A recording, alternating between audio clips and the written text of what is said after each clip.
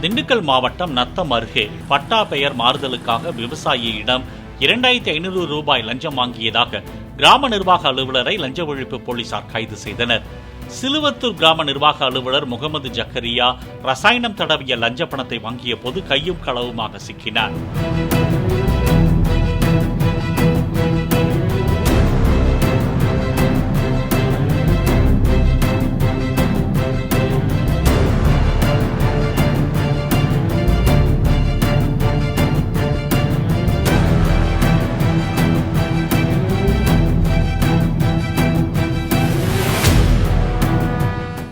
Play store மற்றும் app ஸ்டோரில் இருந்து பாலிமர் செயலியை QR கோடு மூலம் பதிவிறக்கம் செய்யுங்கள்.